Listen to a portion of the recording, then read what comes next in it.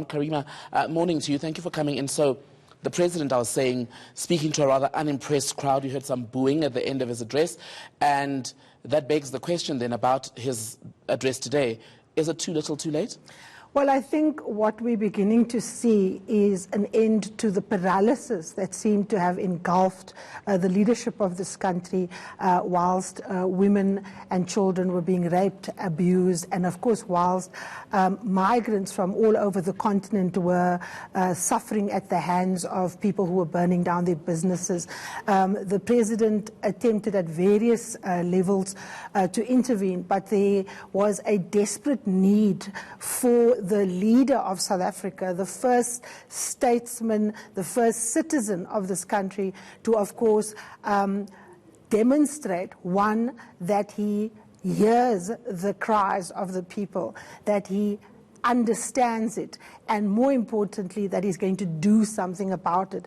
The fact that it took so long for the president to speak impromptu now and then refer us to a practical set of steps that they're going to take later is an indication, Tembegile, of the PR nightmare that the presidency has had to overcome and still has to overcome.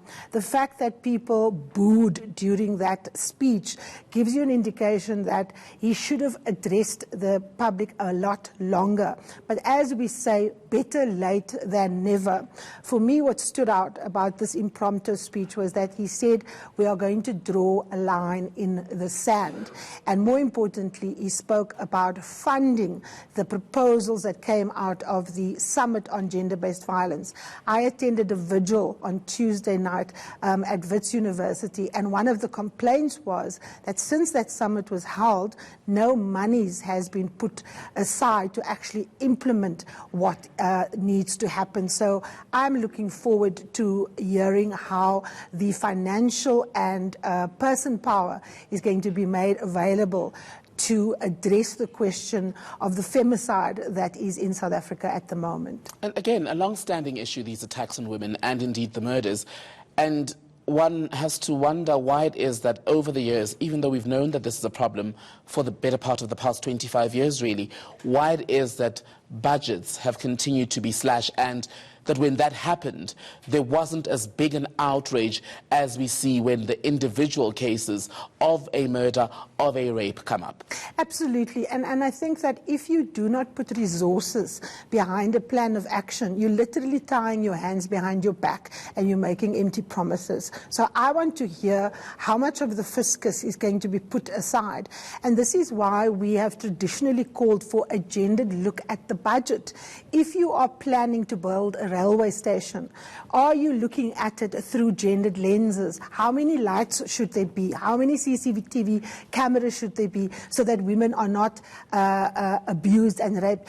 Are the rape kits that are at the police station actually being used? And here's the other biggest thing that worries me, Tembegile.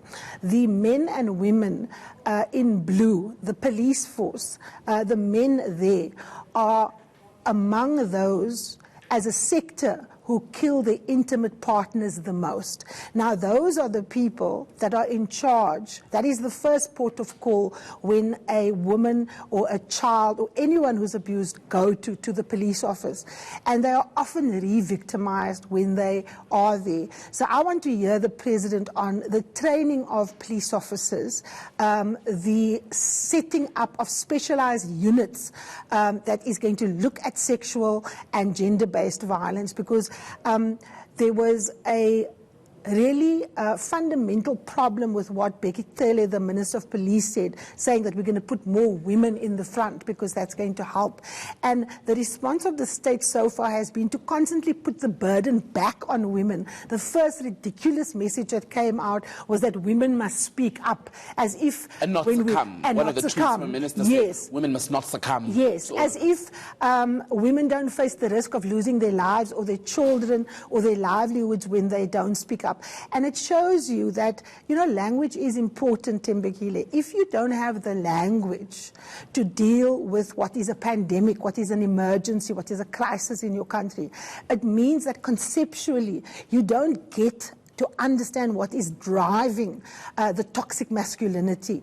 We can put people in prison for life, but if our prisons are sites of breeding for toxic masculinity, where men are raped, where they are violated, and they come out and they go back into society and commit worse crimes, and women become the punching bags and the targets, then you're not solving the crisis. So this doesn't just need a law and order response. This needs a response from the ground up. We need men and women to think of each other differently. We need boys and girls to be taught differently.